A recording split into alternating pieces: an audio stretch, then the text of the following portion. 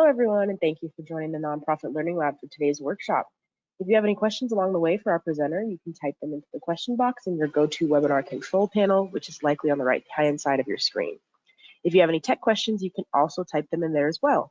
We'll be sending out the recording and materials for today's workshop by the end of the day tomorrow, so keep an eye out for that email. And without further ado, I will now hand it over to you, Mira.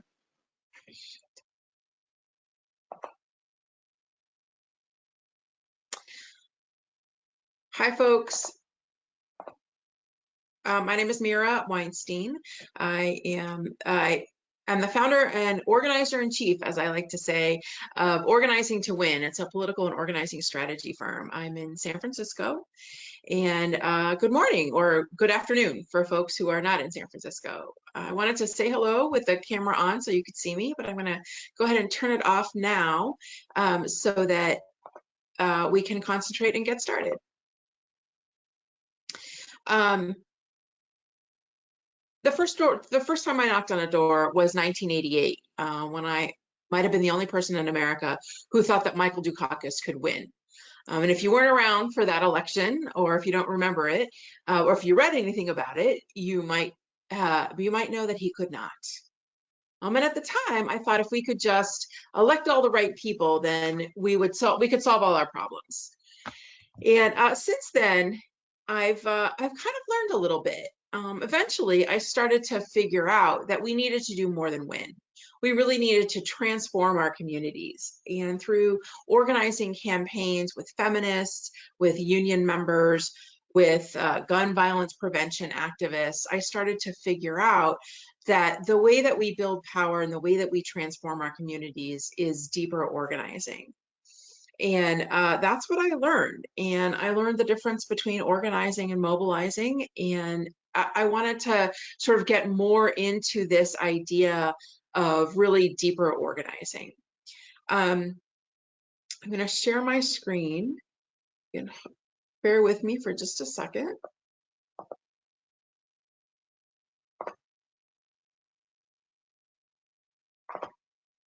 Okay, I hope you can see the right screen.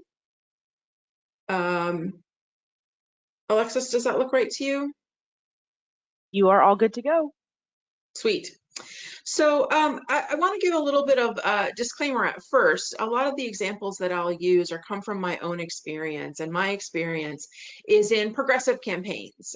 So no shade on anyone who doesn't share those beliefs, but that's where my examples and my stories will come from. But the concepts apply universally. I'll talk about some concepts of organizing and some technical points too. There's a lot to cover, and so in an hour, we're not going to get into a really deep dive into any of the tactics or concepts, but I wanted to give kind of an overview, and I'm happy to share my contact information and go deeper into it if anyone wants to get more into it. And yes, I'll share the slides. You should be able to download them currently from the GoToMeeting format. But if you don't get to them, I do have an exit ticket at the end. I really do like to hear feedback on these sessions. And if you put your email in that survey, I'm happy to send them to you. I'm also happy to keep in touch. I'll share you can see my contact info or my website info here. I do a monthly newsletter that has some organizing tips and updates. So I'm happy to share that with you, or I'm happy to connect on social media as well. I'm at Organizing to Win. So let's talk for a minute about the other thing I wanted to mention about this session is that I hope that it's interactive. I'll have some questions and some discussion points, and I hope you'll use the chat to share your own opinion. And I want to appreciate Alexis up front for keeping an eye on the chat for questions. So here's what we're going to do today. Well, this is our agenda. We got introductions and agenda review, so great. We're about to check off one thing already. We'll talk a little bit about what is organizing and get really into what makes organizing different from other kinds of campaigns. We're also going to talk about elements of an organizing campaign and what makes a campaign strategic. I also will spend a few minutes on the concept of organizing versus mobilizing, because sometimes we use those words interchangeably, but they're different. And so I want to talk for a few minutes about what the difference is. We'll also have time for some questions and answers and a few next step and some resources to share. And I want to say from the outset, you don't have to wait till the end to ask questions. If you have questions, please put them in the chat and Alexis will raise them. And if they're not going to be covered later in the session, I'm happy to stop and answer them along the way. There's a few things that I hope you take away from this session. And those learning objectives are just understanding the organizing concepts and also understanding the initial elements of a strategic campaign. There's a few things that go into making it strong, and I hope that folks will get a sense of what they are. And I hope that you'll also take away the differences and similarities between organizing and mobilizing, and more importantly, why that matters. So let's, I want to kick things off with a question for you. Whoops, sorry. Think about a time where you saw organizing in action and tell that story in the chat. It doesn't have to be a long story, and organizing by any definition, however you think about it. Think about a time when you saw it in action and put it in the chat, please. I'm going to be quiet for a couple of minutes so you can think and write.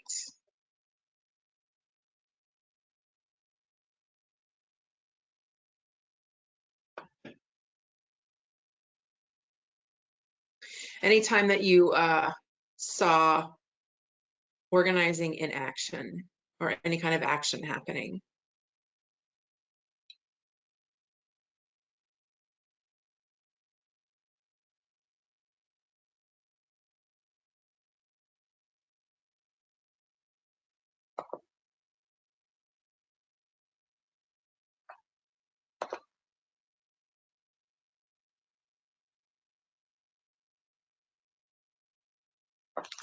So I'm not sure if folks are seeing it. One person has just responded and said, when I went to vote. Okay.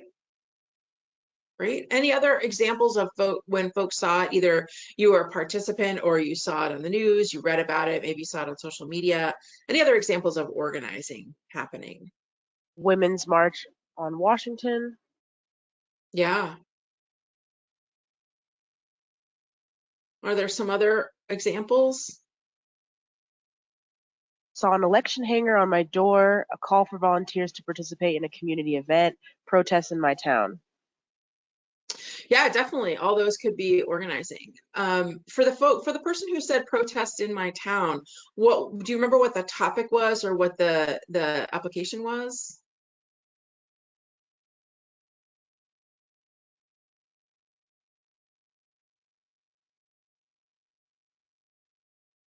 Other responses have just come in. Attending an event before getting into event management, also attending different types of events like gala versus a charity walk, very different kinds of organizing, community-based mutual aid, and a response, one protesting COVID and the governor and a counter protest for BLM.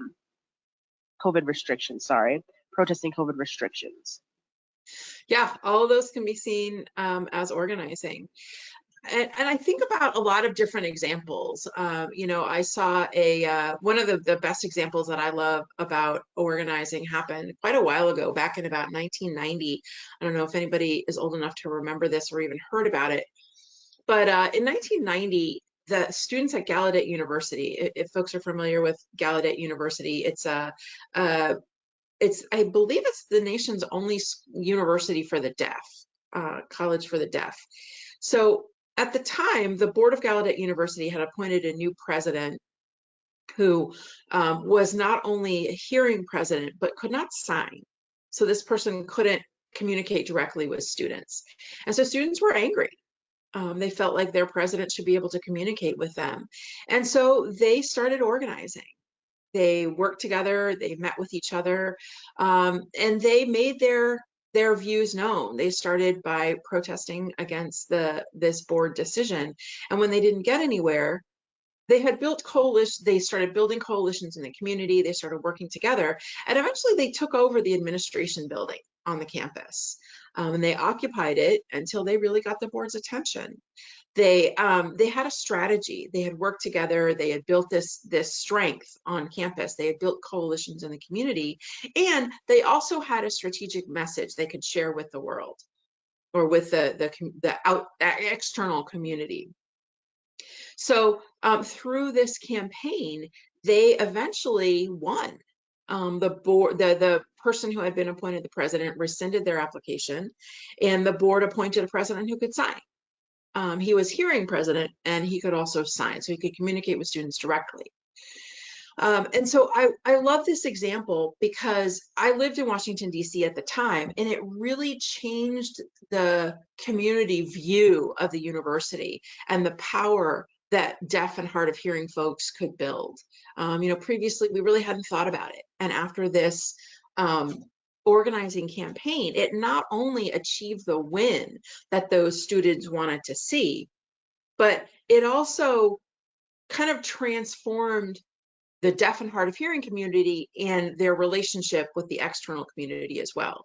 And I love that example.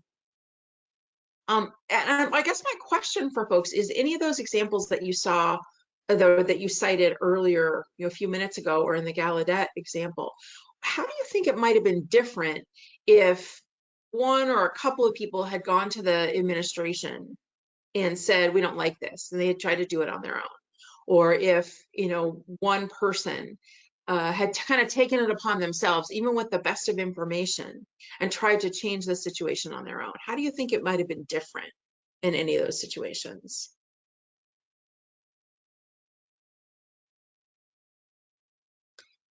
And so I can't see the chat, Alexis. So if anybody has posted any answers, I'd love to hear them. A few are now coming in. One person said chaos. Another person said they would have been framed as an agitator. And another participant said less impactful. Yeah, I love the chaos answer, because that's going to come in handy when we talk a little bit later about some of the tactics of an organizing campaign. But yeah, generally when people act on their own, it's less impactful. I think Alexis, you had said, someone else mentioned impact. It's true. And the great thing about organizing, or the purpose of organizing, is that it brings people together to build power. And so that's really how I think about organizing. Organizing is bringing people together to build power. In order to transform our communities and build, we really need to build power. The other key thing about organizing is that it's transformational. I like to say that it's not enough to win.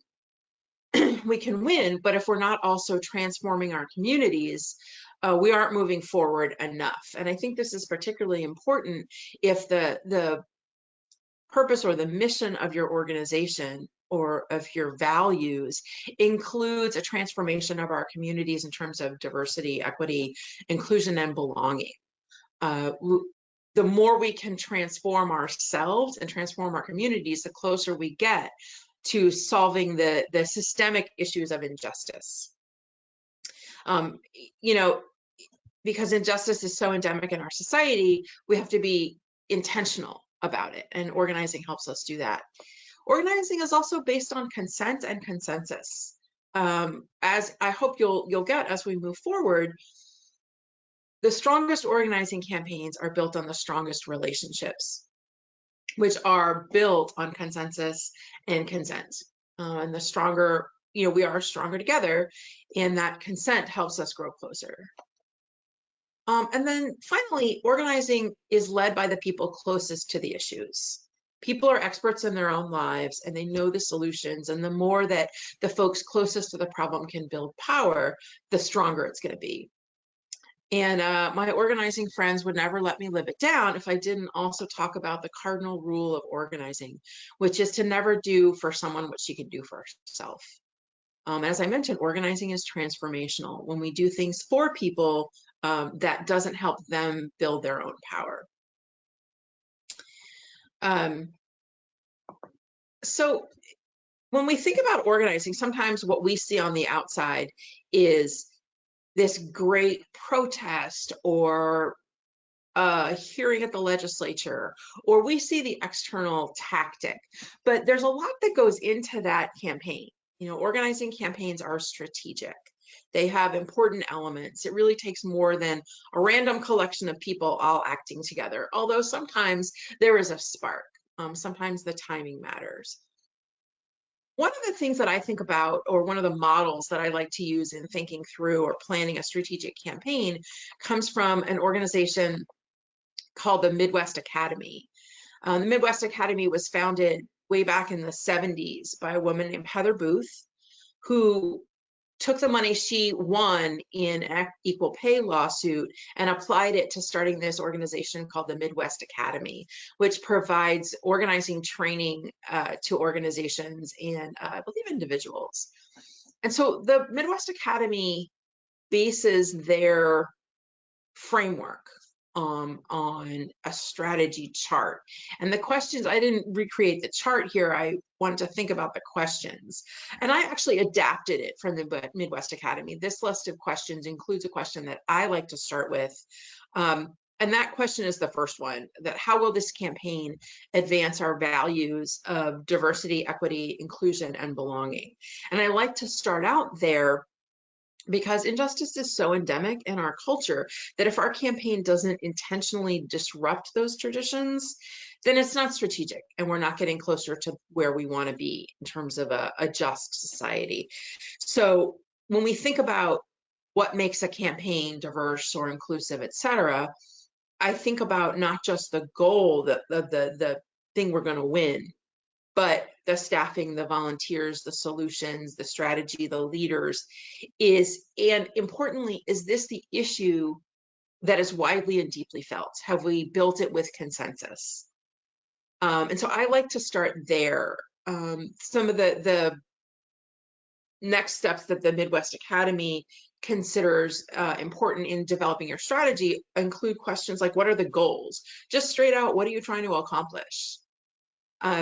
And then what are the organizational considerations? And some of these questions are super important, like how are we going to build relationships? How are our relationships with each other internally and externally going to help or advance our campaign? And this is where a lot, you know, I will talk a lot about building relationships as we go along. And the organizational considerations include, how are our relationships going to grow stronger? Another question to think about are, who are the constituents, allies, and opponents? And what are they going to think, or what are they going to do? A campaign can be successful or struggle if we have or have not considered how our allies are going to take this. Are there other organizations in this space doing similar work that we could team up with? Or are there other kind of political considerations within our community that we need to take into account? And really importantly, who's going to hate this? Who's going to love our campaign and who's going to hate it? I have a friend who ran a campaign once for early childhood education in her community, and her city is about 350,000 people, I think, which desperately needed more early childhood education opportunities for kids. And it was a great campaign. They had all of the facts on their side. Everyone agreed that students or that children in their communities needed access to early childhood education. They had a funding mechanism. They had all of their pieces lined up, and they even had the county board of supervisors on board. But it all fell apart at the last minute because they didn't think about what the opponents of their organization would do. They didn't think about who was going to hate it, not because of the idea, but because of who was sponsoring it. And so sometimes when we think about this question of constituents, allies, and opponents, we have to think about folks who might oppose your organization, not for what you want to accomplish, but for other reasons. So it's always important to think about who's going to love it and who's going to hate it, and what are each of those groups going to do. Another key question to consider is, who's the target? There's always a person or a finite number of people who can make the decision that you want to reach. I think someone earlier had mentioned when they voted, that was a example of organizing. In that case, the target is voters. That's who the campaign wants to influence. And so that can be organizing, it can be mobilizing, but there's always a target, someone who can make a decision to either advance your position and help you win what you want, or who can hold you back. And then the tactics are normally what we see on the outside, and those tactics can be a range of things. And you know, what I want to talk about for a few minutes is tactics. In a more extensive training, we really do a deep dive into each of these questions. But for the moment, I want to spend a few minutes talking about tactics, and I think this is where you might the question that someone, or I'm sorry, the example that someone mentioned earlier about accomplishing something. I can't remember how it was worded. This made me think of this part of the talk. So there's a question here of when you're in an organizing campaign, of action versus activity. And so, you know, folks might have seen some protests, some demonstrations that just didn't seem that tactical or didn't seem that strategic. And I like to think about those as activity. The key question about an action, if something is really action, it gets a reaction. And an activity is just, there's no clear reaction. You know, people seeing the protest or seeing the demonstration or seeing this activity can't really tell what they're supposed to do. There's no real reaction, but an action draws a reaction, and that reaction can be a whole range of things. It can be from voting, it can be voting a certain way on a piece of legislation. There's lots of different actions that could be a reaction. Sorry, that could draw a reaction. An action is purposeful, you know what it's for. An action is targeted. There's a specific target, and then we all know who it is, right? Because it's named or because it's obvious, but it's really only strategic if there's a target. An activity has no target. Can't tell who's supposed to take action. We can't tell who is supposed to have the reaction. An action builds power because leaders and activists feel like their time is being well spent, whereas an activity kind of leaves people drained. They don't really know what the purpose was, and they don't really see it as a good use of their time. So they're kind of drained and they fade away. An action leads to winning. And in a strategic campaign, the definition of winning is very important because it's kind of like setting expectations, where you set your goals high and your actions lead to achieving those goals. Whereas an activity just kind of leads to wheel spinning. You don't really get anywhere. And the last thing here is that, there are problems and there are issues. And I like to think about problem as kind of the overarching grand problem, whereas an issue helps you address that problem. So an action is focused on an issue. There's a target, there's a decision that target could make. There's a reaction they could have that will help achieve success on your issue. Whereas a problem is just a grand and great overarching umbrella that can't be solved with one action or one activity. So these are kind of the things we think about as a difference between action and activity. So to get used to this idea, or to put it into action, so to speak, we have a couple of scenarios, and I'd love to get your opinions on these scenarios. And so Alexis, just because I've been talking for a while, you can say no if you don't want to, but if you don't mind reading the scenarios out loud, just to give people another voice for a minute, if you don't mind. Absolutely. A group of activists are frustrated at the slow pace of immigration reform. To show their anger, they decide to block traffic on the Golden Gate Bridge during rush hour on a weekday. They drive cars onto the bridge, park, get out of their cars, and start making speeches to the traffic. Traffic is backed up on both sides of the bridge for hours while the cars are towed and the activists arrested. Could you also do the second one? Yes, several members of, oh, sorry, one moment. Several members of an educational equity coalition recently received an email from a school board member's office inviting them to a town hall to discuss issues before the board.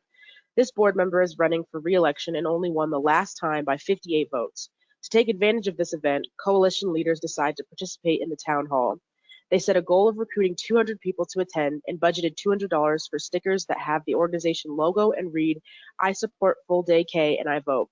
To emphasize the board members' tight margin of victory in the last election, the stickers will be numbered, as in you only won by 58 votes and there are 200 of us. So both of these scenarios actually happened. And I'd love to know from folks in the chat if either of these is action or either of them is activity.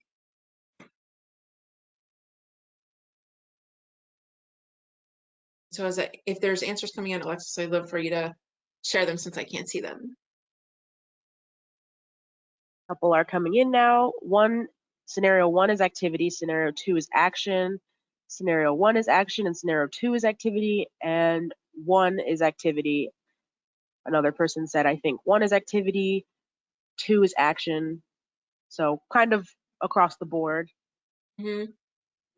So for folks who thought that scenario two was action, I agree, first of all, and I'm curious about your thoughts about why that was your answer. What were some of the elements in scenario two that made you think it was action? Scenario one is unproductive as it created more issues than it solved, and scenario two was organized and gave people equal opportunity to participate. Another person said planning, resources, and advanced work. Another participant also said clear goal, target, coalition building in two. Yeah, for sure. Any other thoughts about what would make scenario two action or scenario one activity?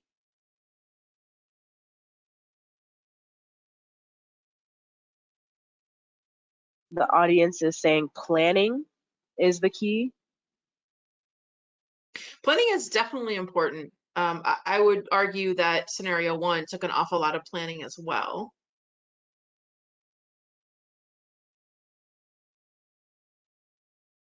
Scenario one didn't change the minds of anyone in charge and didn't address them directly. Another participant said specificity, purpose, and clear intention were a couple of the other responses coming in. Yeah, absolutely. I will say that I was stuck in that Golden Gate Bridge traffic. I was on the bus trying to get to work, and it took me half an hour to go about 4 blocks on the bus. And I will just say, full disclosure, I am totally in favor of immigration reform, in my personal opinion. So I'm sympathetic to these demonstrators. And I can't figure out what they were going for. I don't know what they were, I don't know what they wanted to accomplish. I don't know what their position, I can guess what their position was, and I can guess that I'd be sympathetic to it, but I don't know what it was. I don't know who their target was. I'm not sure who they were trying to influence to make a decision. And so I had a hard time with their strategy. It's a little unfair that I'm an organizer, so I kind of think about the strategy, but I don't know what they were trying to accomplish, and I don't know who they were trying to influence. Despite the fact that I'm in sympathy, I assume I'm in sympathy with their position. I mean, it's San Francisco and it was immigration, so I can only imagine. In scenario two, this also really happened. I was not involved in this campaign, but it also really happened. And these folks were quite strategic. I think a couple of people pointed this out, that there was a lot of planning that went into this. Were there other elements of it that recalled some of the, I'm going to move back in the slides a little bit. Were there other elements of scenario two that reminded you of either the action or activity characteristics?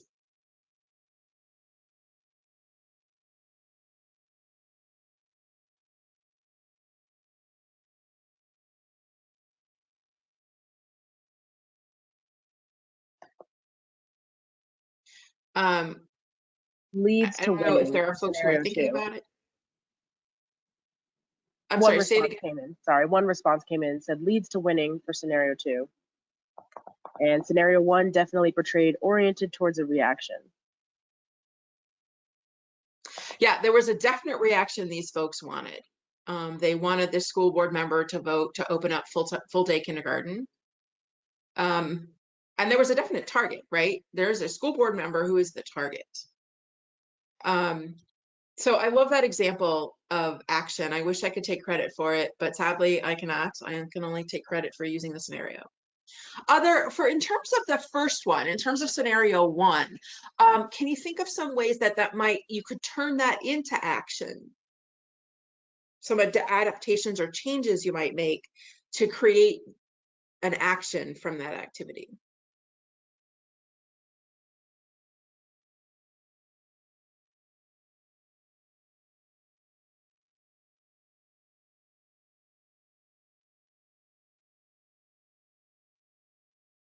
I'm waiting for a few responses to come in. Okay.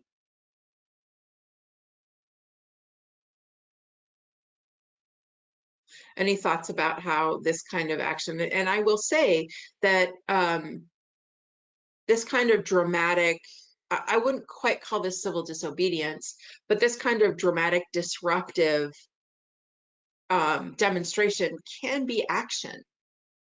In this case, I didn't consider it action, and I'd love to hear anybody's thoughts about what might have made this action. I'll go back to the We do have a table. couple that just came in now. Someone Great.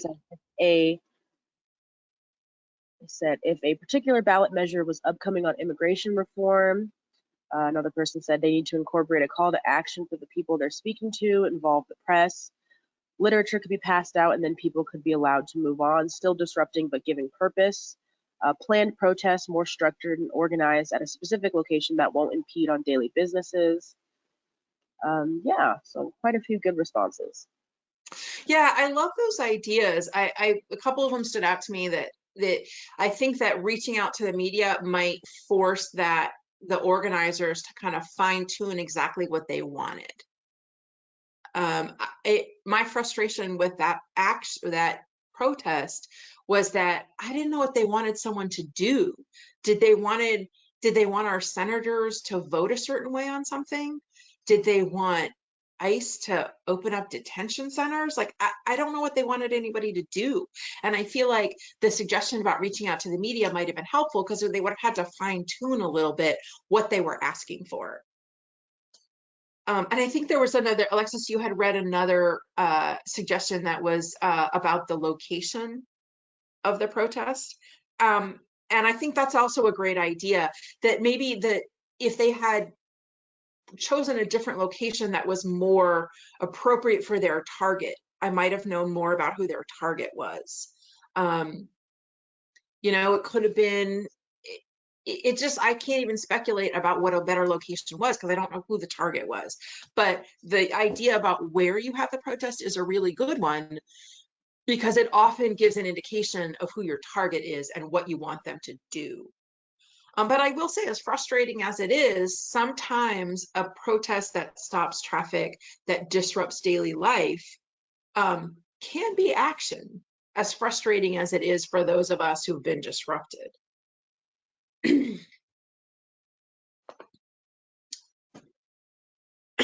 So actually, I'm going to go back for a minute. If we had hours and hours and days to go into this, I would, excuse me, I would dive a little more deeply into more of those strategic questions about more about tactics, more about target. But I wanted to have this conversation just as a little bit of an example of what goes into deciding a strategy. And so this kind of conversation or this kind of exercise you might do more of this kinds of exercise as you're designing a strategic campaign. And one other element that, one of my organizing mentors always liked to talk about when he was giving a training that was similar to this was that sometimes it's timing. Sometimes you just get lucky and your purpose or your topic is front of mind for folks. You know, that in other times you have to create the momentum. Other times you have to create the opportunity to have the public conversation. So I'm going to move on. We're moving pretty quickly. So again, if people have questions, you don't have to wait till the end. Or even if you have comments, you don't have to frame your comment by saying, don't you agree that at the beginning. You can just say, I'd love to hear comments as well. So keeping in sort of the context of this idea of organizing as bringing people together to build power, organizing purists like me, full disclosure, I consider myself a purist. There's a difference between organizing and mobilizing. And I will say that both are important. I don't want to throw shade on either organizing or mobilizing. In the situation of mobilizing, if you're a leader of an organization that members have joined, they participate or they contribute or whatever you have, they've trusted you to make decisions about what's right. And so if your leadership is making the decision about the issues you take on and the tactics and the target, etc., that's great. That's a really good way to put people in motion. One thing I would say is that sometimes I talk to organizational leaders who are a little frustrated.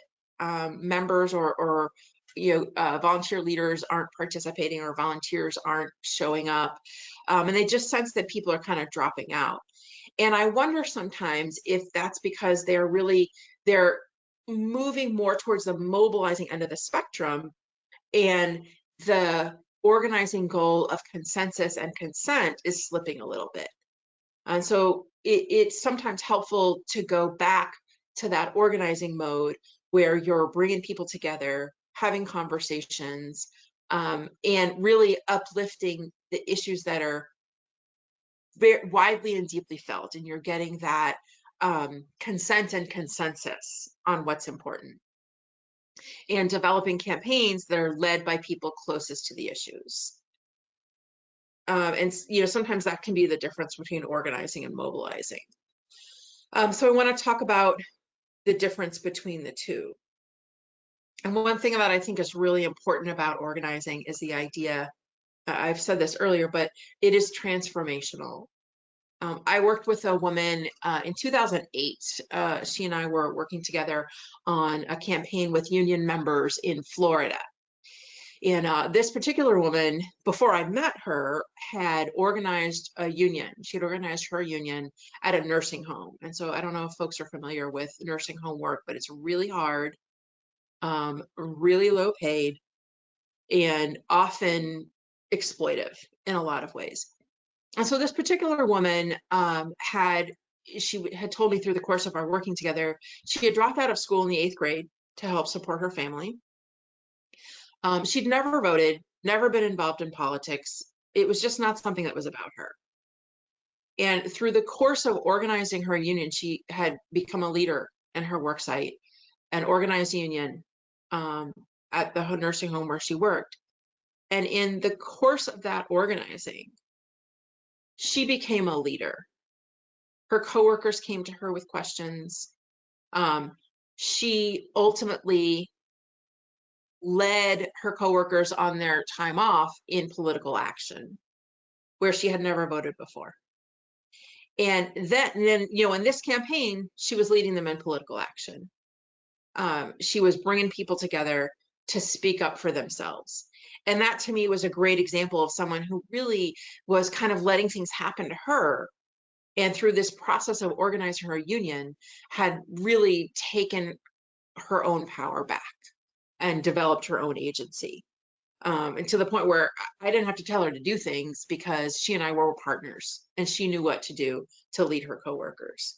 It was really through this very act of organizing that she could claim her agency, and that together her coworkers and other members of the organization and their families could really build power. And so we're going to go back to, I'm going to stop talking for a minute, sort of, and talk a little bit more about this concept of organizing versus mobilizing. some of I want to keep in mind as a little hint, the characteristics of organizing as based on consent and consensus, bringing people together, etc. When we go to this next slide, which is a little question and answer. Of these 8 scenarios, which do you think off the top of your head you might consider organizing, and which might you consider mobilizing? So I'll read them out. Actually, I've done a lot of talking. Alexis, do you mind reading them out? I do not at all. Number 1, get out the vote, GOTV campaign during an election. Number 2, community meeting to lift up issues and potential solutions. Number 3, deep canvassing. Number 4, collecting signatures on a petition to an elected official or corporate boss. Number 5, recruiting people to speak at a hearing or forum. Number 6, posting to social media. Number 7, gathering a crowd for a meeting or rally. Number 8, meeting one-on-one with a potential leader, activist, or ally. So before we get too deep into this, has anyone heard this term deep canvassing? I feel like that might be a little jargon. If somebody's familiar with that, if you want to throw in the chat what you've heard that it means.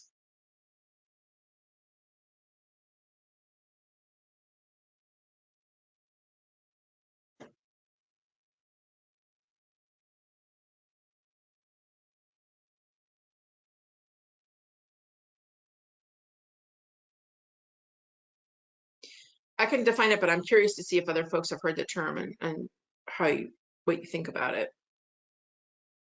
No one has signed off just yet. Okay. It is kind of jargon, so. Deep canvassing is really a practice of going to a door and having a long conversation, having an in-depth conversation with the person behind the door.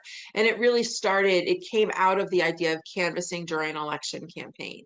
Whereas if folks have ever canvassed for a candidate or a ballot measure, you go to the door, you tell the voter how great your candidate is, and then ask that person if they're going to vote for your guy or gal. Deep canvassing starts out with a conversation. And so it's really, a canvasser can be standing at a doorstep talking with someone for 15 minutes or half an hour. And it's really more of an attempt, it's really more of an opportunity to build relationships and kind of trade stories and discover common values, which is a huge hint as to whether it's organizing or mobilizing. So throw in the chat which of these you think is organizing or mobilizing. Number 1 is organizing. Number 2 is organizing. Number 3 is mobilizing. Number 4 is mobilizing. 5 is mobilizing. 6 is organizing. 7 is organizing, and 8 is mobilizing. Okay, wow, that was very thorough. Any other thoughts? I imagine that was from one person. I'm curious about any other thoughts.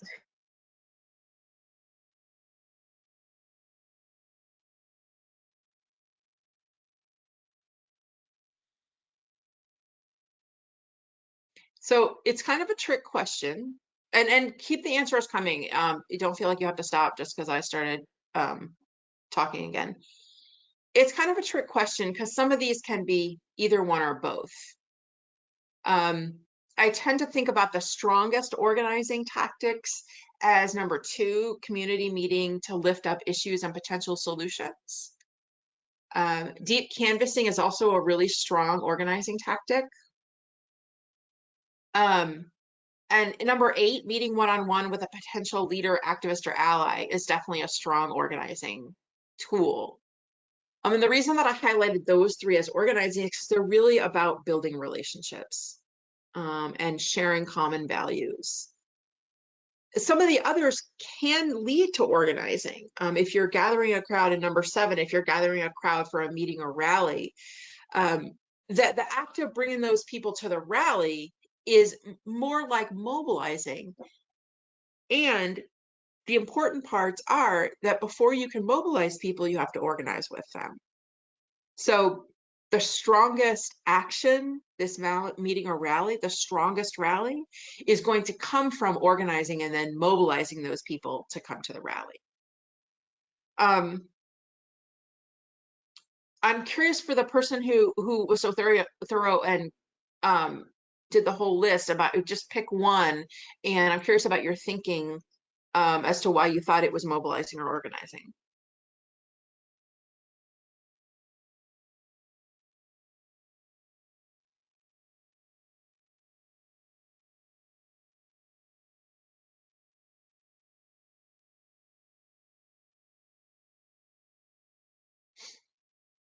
Sometimes it's tough to tell. And, you know, I should have said this in the beginning, but with any kind of organizing campaign, any question, the answer usually starts out with "it depends."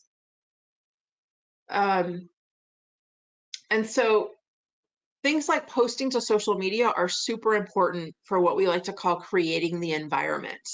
It really helps to create this environment for your issue or for bringing people together. And it's also very hard to, what I've found anyway, I'm happy to hear some pushback from other folks. What I've found is that it's really tough to build those close relationships over social media. So again, it can lead to it if there's an additional action beyond the posting, if there's you know, a building one-on-one interaction with people who comment, or there's an attempt to bring people together to build relationships and plan strategy from the social media posts. Sorry, we did get some responses about their thought process. One person said, quite honestly, I thought number one could have been both because you're right, organizing leads to mobilizing. Another participant said, I put majority of mobilizing. 8 was organizing, but could quickly be turned into mobilizing. Yeah, totally. Both people, I agree with both of you. And I think get out the vote. I would love to see more get out the vote campaigns move closer to organizing. I was actually talking yesterday or the day before with a candidate about this very topic, that the campaign she wants to run, it would be a little non-traditional, that her conversations with voters would really be more about how they're going to win on the issues, where, you know, the issues that inspired her to run in the first place, so that her strategic campaign is going to be about more than winning. So that her canvassing is going to be about more than will you vote for me, but it's will you vote for me and how are we going to win together. So, you know, a GOTV campaign I typically think of as a really strong mobilizing tactic. And it can be more. So I really appreciate the person who said it can be both. I think that's a great aspiration. Any other thoughts on this idea of organizing versus mobilizing? One more comment. Social media is hard to create relationships, but if you're adding a call to action, then it can develop that relationship further and creates engagement, like a call to donate or check out our campaign website for more information, etc.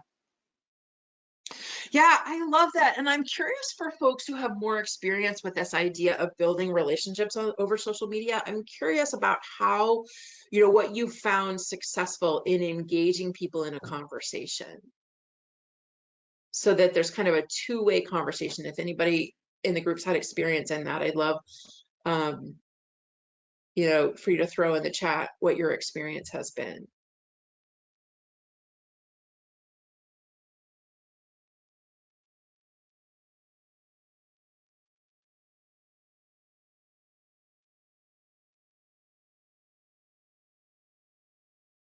Asking questions for advice instead of making statements gets responses. Interesting. Yeah.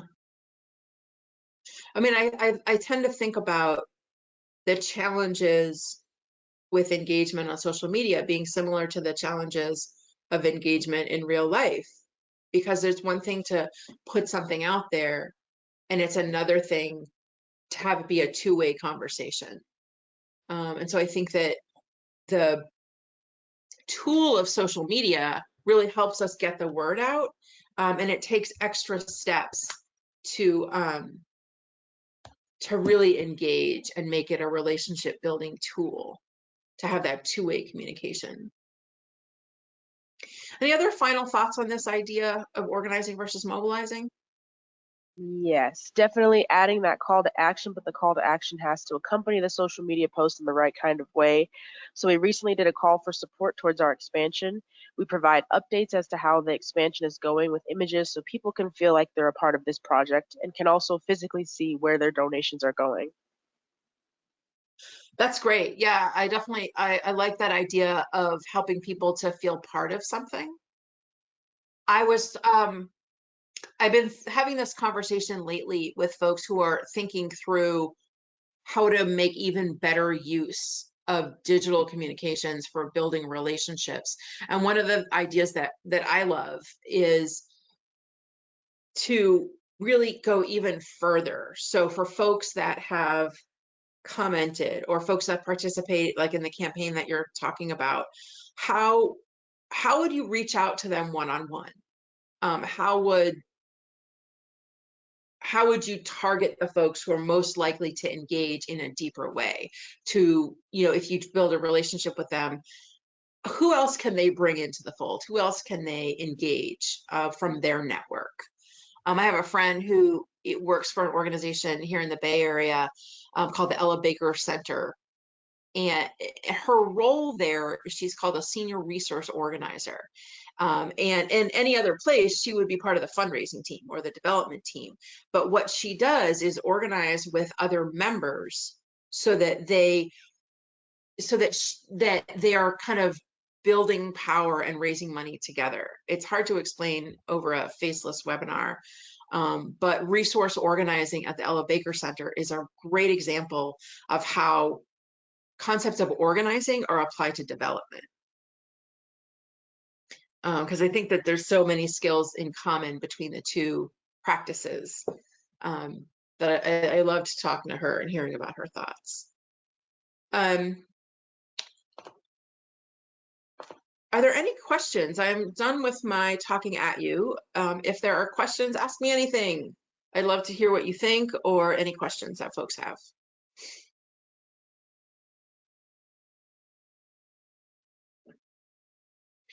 I do have a slide a little bit later on with some resources and top tips, but I do want to have this time for questions if there are any. We do have one at this time. How can we convince stakeholders to make a more intentional effort to organize within our organizations? Wow, that's an awesome question, and I love it. I would go back to the idea of relationships.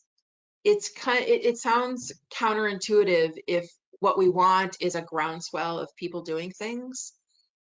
And it really starts with those one-on-one relationships.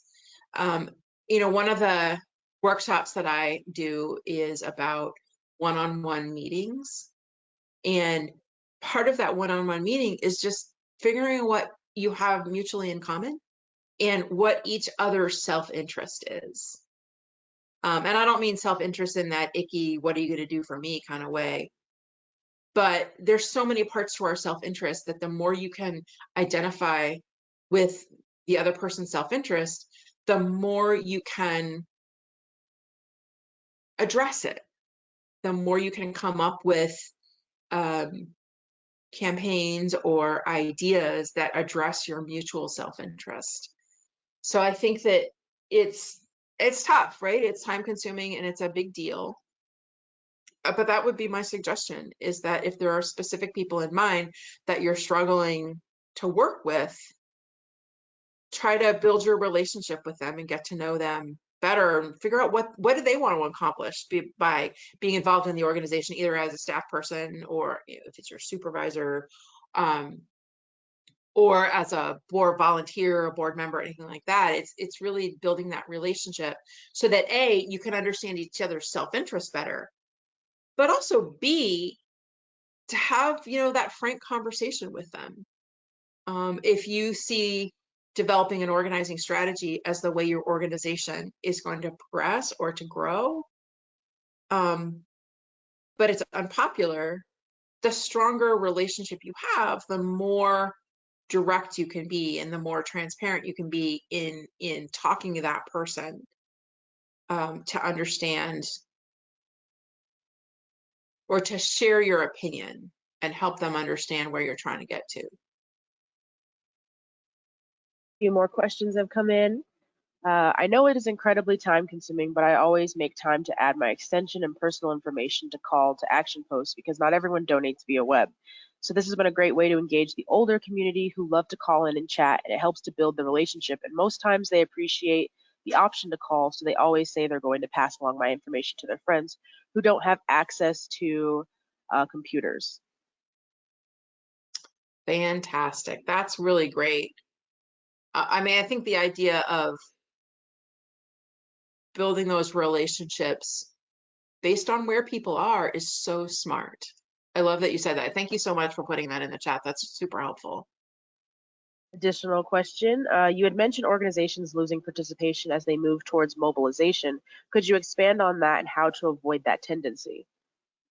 Yeah, I think that it's kind of a cycle. And when I think about organizations that lose participation, I sometimes wonder if it's because the leadership of the organization or the folks who are making the decisions about the issues and the campaign and the tactics have grown, further away from the folks who are closest to the problem. And then what's helpful is,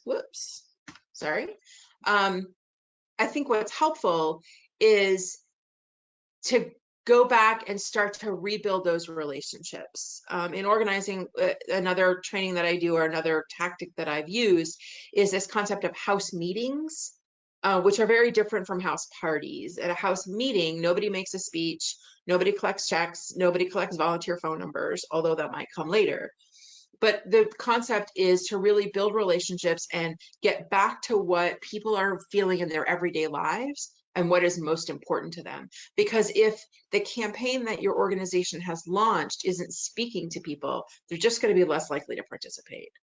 And so there has to be a way to apply this idea of lifting up the issues closest to people's lives in a way that's practical for your organization. Another comment that just came in. I also find too, depending on the organization you work for, I work for a women's shelter, also helps rope in different kinds of support. A lot of donation calls I receive are from people who either know someone who has been in an abusive relationship or someone who has received our services. So it really comes down to tailoring those posts. Yeah. Which also brings up another great point, that the stories matter. And as you're building relationships with people, what draws folks closer together is a story. It's not necessarily a recitation of your position on issues or your philosophy, but it's a story about why you're personally involved. And it's really tough, in certain situations, like folks who are in shelters, domestic violence shelters, it's really tough because those stories are searing and personal and very hard to share. And I think sometimes we need to be careful about how we employ those stories so that we're not taking advantage of them and that people either feel comfortable sharing them or feel safe sharing them, or there's another way to do it. But the stories are how we build relationships. That's how we get to know each other. And sometimes it's just really hard.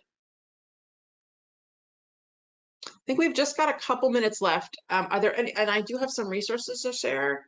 And I do have an exit survey that I would love for folks to take. I'll have my contact information at the end, so if there are more questions, I'd love to hear from you, but I want to make sure we stay on time as well.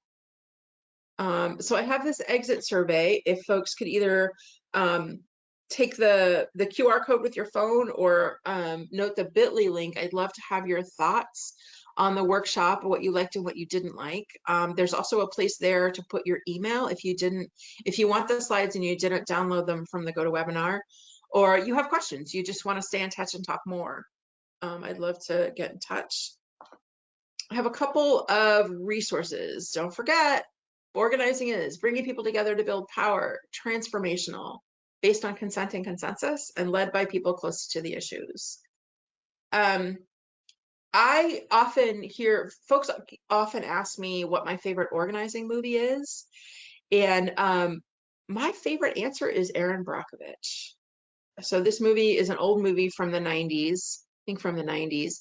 And the reason that I like it, or the reason I highlight it, is she builds relationships one-on-one with folks. She brings people together, and it's only when they've come together, like in this scene with, I think that's a PG&E executive, and I'm in California where we love to hate PG&E, so I particularly like this movie.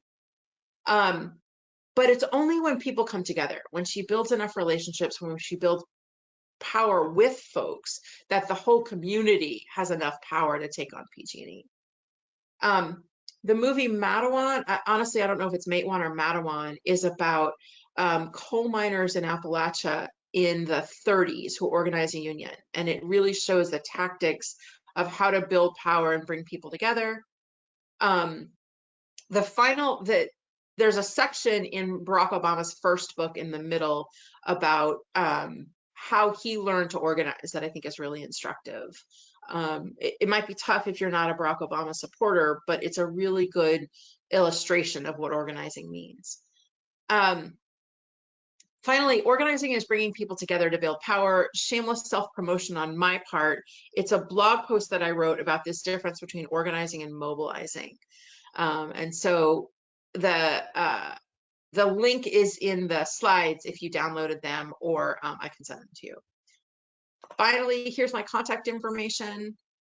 Please feel free to reach out, check out my website, sign up for the newsletter, follow me on social media. I'd love to stay in touch and get to know each other. That's it. Thank you so much, Mira. This workshop has come to a close. All attendees will receive the recording materials from this workshop via email by the end of the day tomorrow. Thank you so much for participating again, and thank you, Mira, for educating our community. Thanks for having me.